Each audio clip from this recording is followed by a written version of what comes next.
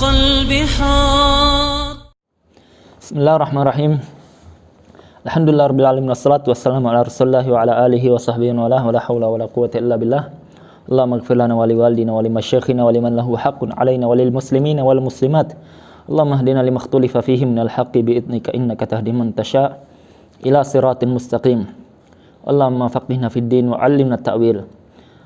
Sahabatku, kita lanjutkan Kitabut Taharah.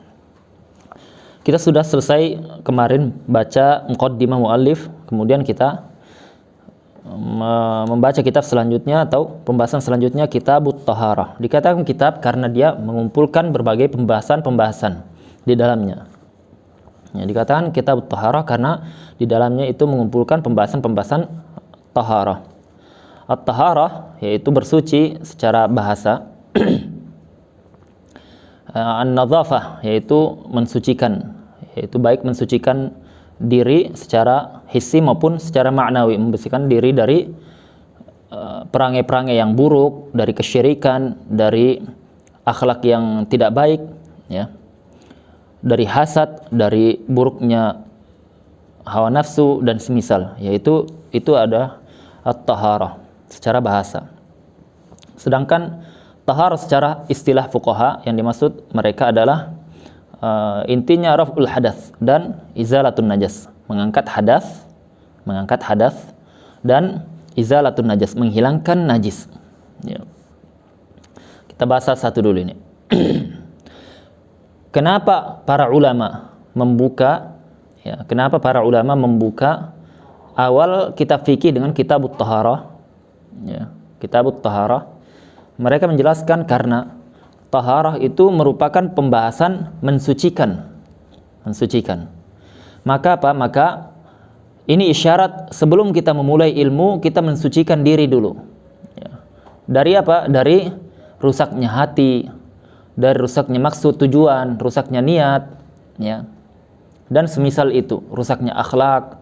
Maka kita sucikan dulu, kita bersihkan dari itu. Kita bersihkan diri kita dari kesyirikan, ya, hasad sesama, berbangga diri, ujub, merasa paling benar sendiri, merasa paling selamat sendiri, merasa paling pintar sendiri, ya, merasa paling dan seterusnya. Maka ini merupakan hal-hal yang dihindari dalam menuntut ilmu. Maka diisyaratkan dengan Kitabut Taharah. Sucikan dulu diri Anda sebelum Anda masuk. Karena apa? Ilmu itu suci, ilmu itu murni. Jangan sampai Anda keruhkan, Anda rusak dengan penyakit-penyakit di hati para penuntut ilmu. Dan kita mengharap keikhlasan. Semoga Allah Subhanahu wa taala memudahkan kita ikhlas dalam mempelajari ilmu ini. Yang kedua, bahwasanya di antara rukun Islam itu adalah setelah bersyahadat, setelah Islam kita melaksanakan salat, kewajiban yang paling wajib pertama kali. Ya. Maka bahkan disebutkan dalam rukun Islam itu meninggalkan salat satu-satunya rukun Islam yang kalau ditinggalkan, ya, dia bisa menjadi kafir, ya, dari rukun Islam yang ada. Ya, ini disebutkan oleh Syekh Abdul Hasan dalam kitabnya. Ya, hukum tarik salat, hukum orang meninggalkan salat. Orang yang meninggalkan salat, ya, beliau menyebutkan yang kesimpulannya adalah beliau berpandangan sebelum membahas kitab tersebut, membahas masalah tersebut, ada khilaf di kalangan para ulama. Setelah bahas beliau mendapati bahwasanya para ulama dari kalangan sahabat itu tidak ada khilaf. Dalam hukum orang meninggalkan salat akan kekufurannya. Hanya beliau menyebutkan bahwasanya yang khilaf itu kapan dikatakan meninggalkan yang dia kufur, yang dia sampai keluar dari Islam, kapan tidak. Maka itu ada perinciannya di kitab beliau.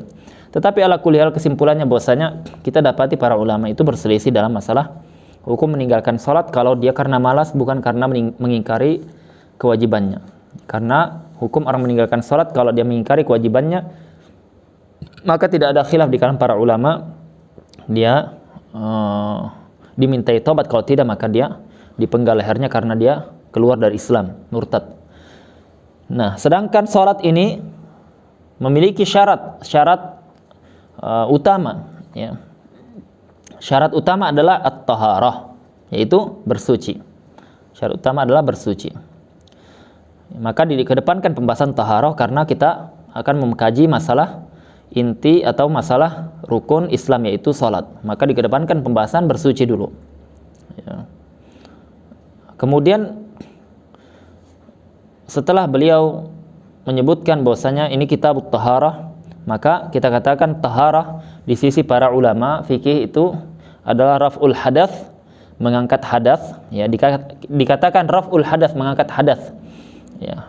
Tidak dikatakan menghilangkan hadas, ya. Karena apa? Hadas itu tidak bisa dihilangkan, dia hanya bisa diangkat. Wa izalatun najas, dan menghilangkan najis, ya. Sedangkan al-hadas itu adalah sifat yang dia melazimi, yaqumu bil badani yamna'u min sihhatis shalah, ya, yaitu sifat yang ada pada badan seseorang. Sifat, ya, sifat seseorang itu kan ada, dia sifatnya gemuk, ada sifatnya putih, ada sifatnya coklat, ada sifatnya putih, merah, ada sifatnya merah-merahan maksudnya, ya. Ada sifatnya yang seperti itu, tinggi, ada pendek, ada, dan seterusnya. Itu sifat, ya. Nah, kalau yang disebutkan wasfun yaqum bil badani yamna'u sihhatas shalah, ya, haitsu la murakhis, yaitu sifat yang ada pada badan seseorang, yang kalau ada sifat tersebut, yaitu hadas ini, maka dia akan menghalangi keabsahannya salat, menghalangi keabsahannya salat. Jadi sah dan tidaknya salat itu kalau ada hadas, ya, maka dia tidak sah. Kalau tidak ada hadas, maka dia bisa sah salat itu. Kalau tidak ada hadas, kalau ada hadas, maka dia tidak bisa sah salatnya, ya. Maka apa? Maka kita sebutkan di sini haitsu la murakhis, ya. Ini agak repot sedikit ini, ya. Saya pelan-pelan, ya. Haitsu la murakhis, di mana tidak ada hal yang membolehkan secara syariat, ya, toleransi secara syariat. Contohnya, seorang yang dia itu hadas seperti salisul baul, ya, atau salis ad-durat, ya, dia itu sering buang angin, ya, buang angin. Anda berhenti buang angin itu. Ada yang seperti itu, ada, ya, itu penyakit. Maka apa? Maka orang yang dia seperti ini hadas terus, dia hadas apa? Hadas asghar, ya. Ataupun dia sering keluar istihadah, darah kotor, maka dia hadas, ya. Karena apa? Karena dia harus bersuci dulu, ya. Karena dia ada hadas asghar. Maka orang yang seperti ini kita katakan kalau dia terus menerus keluar, tidak ada waktu jeda untuk dia melakukan sholat, kecuali pasti akan keluar, ya, tadi itu buang anginnya atau istihadahnya. Maka kita katakan ini rukhsah, dibolehkan secara syariat untuk dia mengerjakan sholat meskipun dalam kondisi keluar angin tersebut atau istihadah tersebut, ya. Kalau dia kondisinya seperti tadi itu, tidak ada waktu untuk dia mengerjakan sholat, untuk dia bersuci, kecuali pasti akan ada keluar tadi hadasnya, ya, yaitu ada hadasnya. Maka kita katakan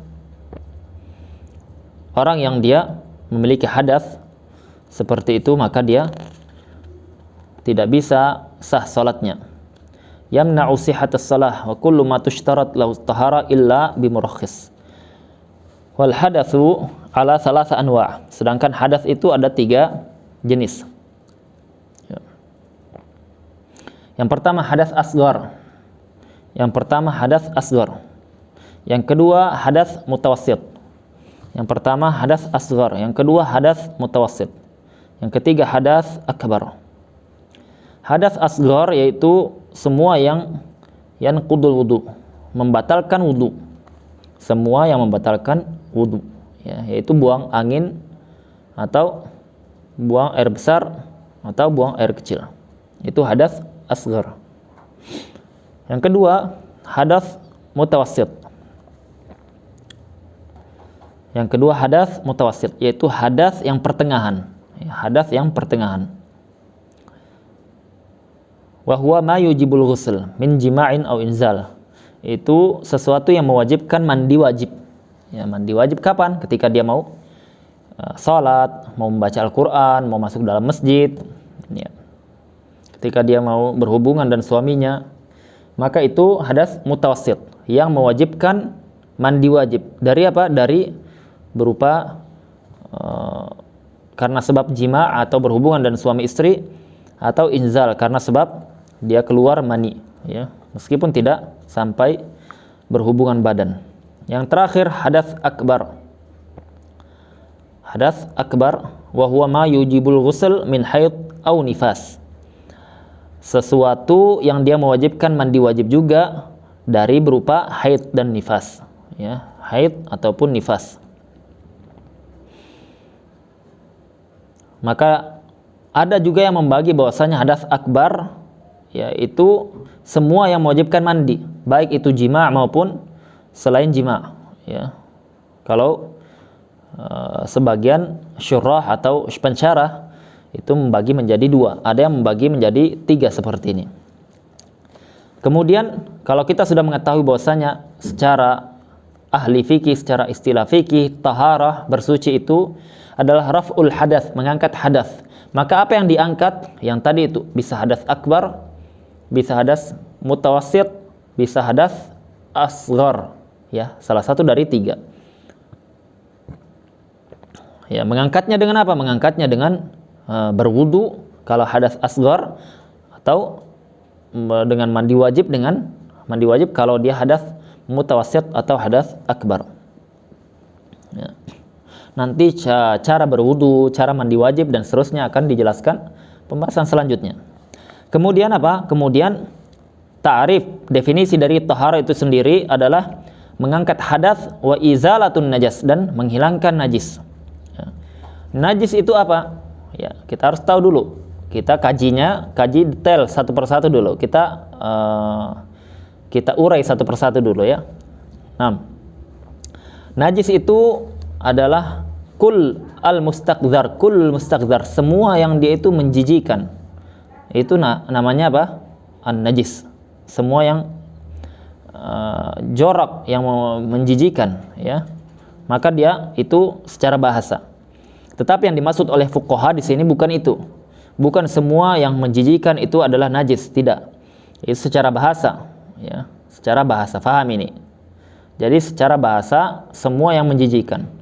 Ada misalkan orang, mohon maaf ini, mengupil, ya, ngupil. Kemudian upilnya itu, ya, itu najis atau tidak? Kita katakan secara bahasa iya, kul mustaqdzar, semua yang menjijikan itu najis. Tetapi secara bahasa itu beda dengan secara istilah fikih. Maksudnya secara istilah fikih itu yang dia dikaji oleh ulama fikih, yang dia hukumnya akan ada konsekuensinya.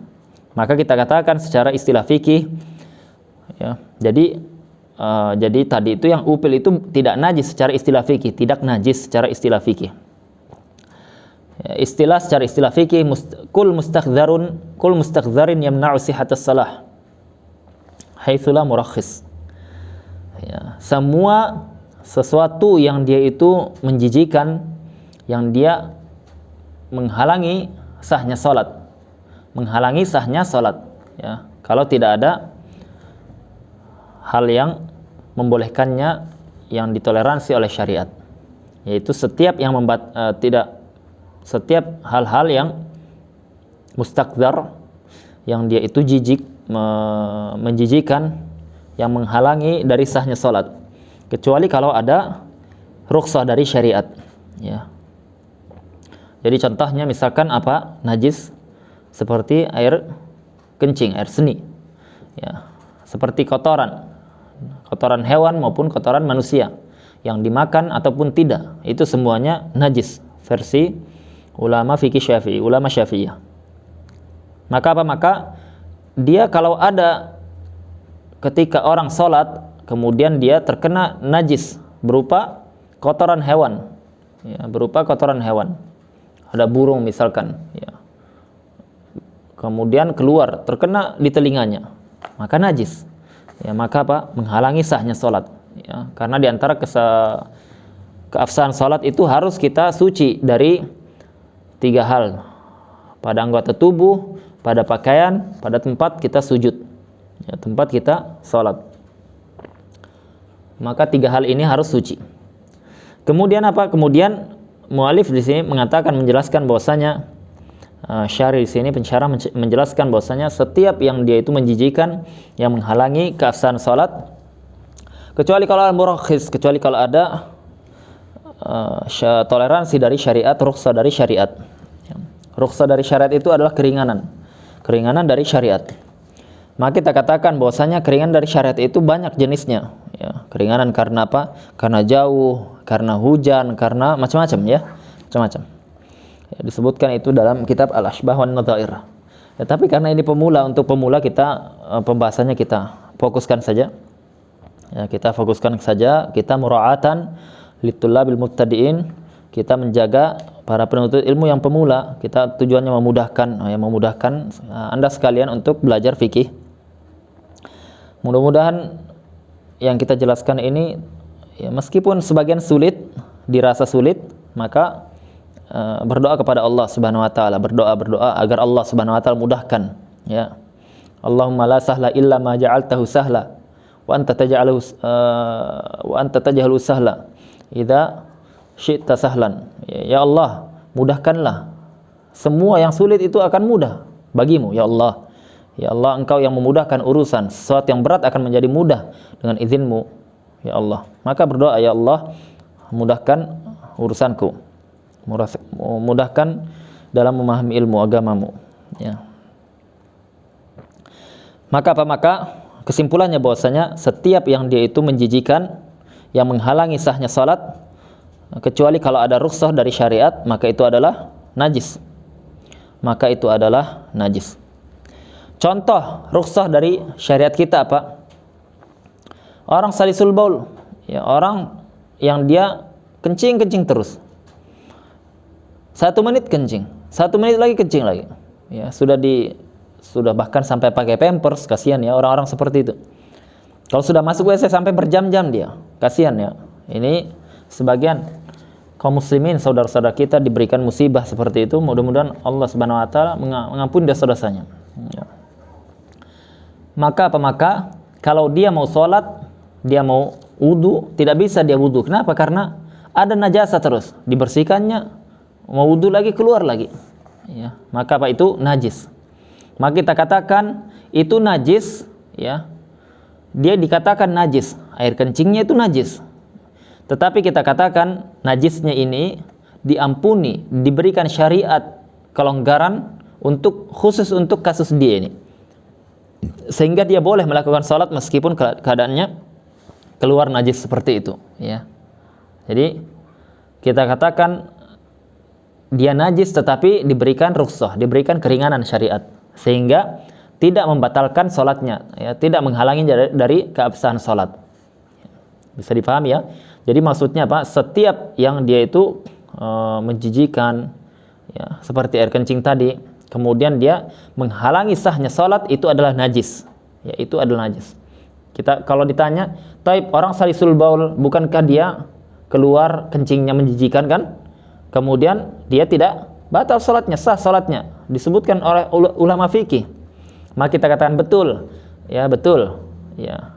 Oleh karenanya para ulama fikih menambahkan kecuali kalau ada rukhsah,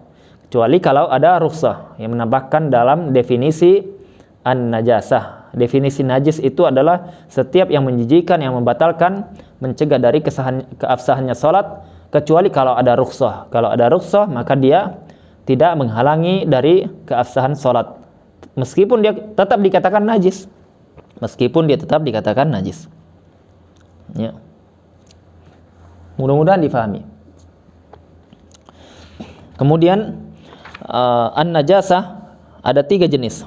Ya, tadi hadas ada 3 jenis. Kemudian najis itu pun ada 3 jenis, agar mudah difahami, agar mudah diingat. Ya. Sebenarnya kalau ini kita rencana awal kita akan menggunakan papan tulis yang dia mungkin agak sedang, kemudian kita catatkan seperti itu agar lebih mudah. Ya, mudah-mudahan Allah Subhanahu wa taala mudahkan. Yang pertama najis itu najis mukhaffafah, najasa mukhaffafah. Yang kedua mutawassithah, yang ketiga mughalladzah, ya. Yang pertama najis yang ringan. Seperti najis yang ringan seperti baul sabi, yaitu kencingnya as-sabi. Sabi itu yang dia anak di bawah 2 tahun. Alladzi, anak laki-laki di bawah 2 tahun. Alladzi lam yakul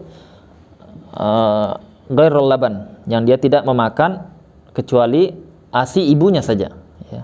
Yaitu ada anak laki-laki bayi kencing. Usianya berapa? Usianya 1 tahun, usianya 1,5 tahun, usianya 1,8 bulan. Maka ini namanya anak kecil yang dia masuk najisnya itu kalau kencing, ya, berupa kencing itu najis yang mukhaffafah. Kapan? Syaratnya ada 4 tadi. Ya, pertama baulun, kencing, bukan kotorannya, ya, tapi kencingnya saja.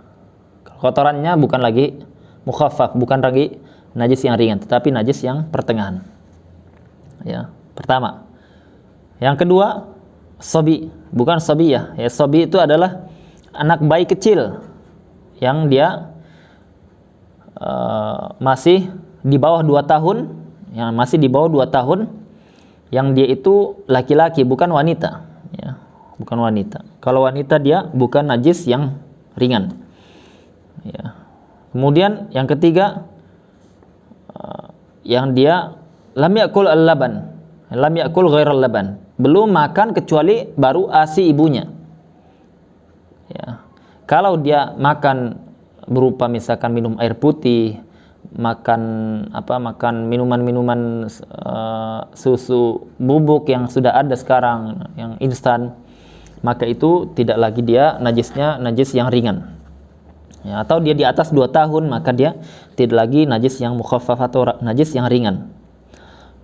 Konsekuensinya apa? Konsekuensinya najis yang ringan ini, kalau dia najisnya najis ringan, seperti para ibu-ibu, emak-emak itu kalau misalkan gendong anaknya, ya, baru dimandikan, kencing dia. Ya. Kalau orang dulu kan tidak seperti sekarang, ada pampers yang mudah sekarang.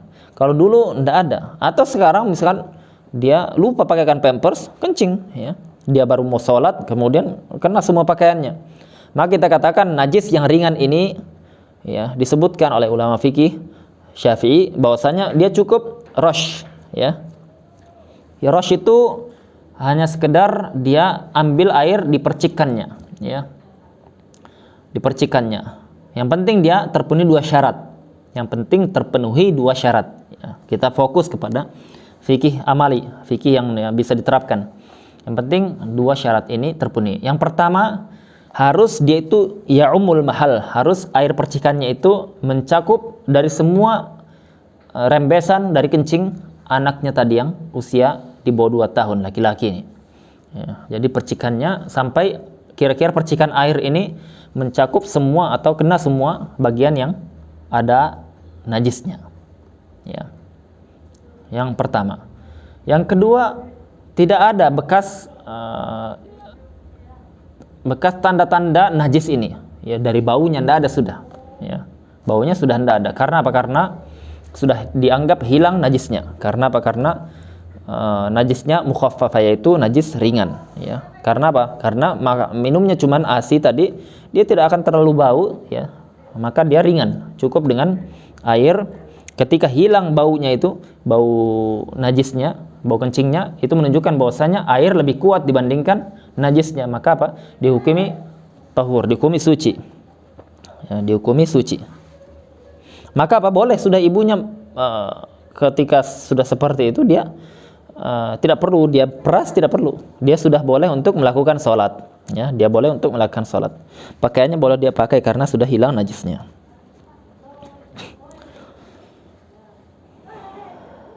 Baik. Yang kedua, najasa mutawassithah, najis yang dia pertengahan. Najis yang pertengahan itu yang dia tidak terpenuhi yang pertama, ya, seperti misalkan najis selain anak kecil, ya, atau anak kecil yang dia usianya di atas 2 tahun, atau anak kecil di bawah 2 tahun tapi dia wanita, ya, putrinya, maka apa? Atau dia sudah makan selain ASI, sudah minum selain ASI, ya, sudah makan, ya, dan seterusnya. Ya, yang makan dimaksud adalah makan yang dia untuk dia perkembangan tubuhnya, untuk hidupnya dia, bukan untuk obat, ya, atau untuk tahnik. Tahnik itu tidak masuk itu.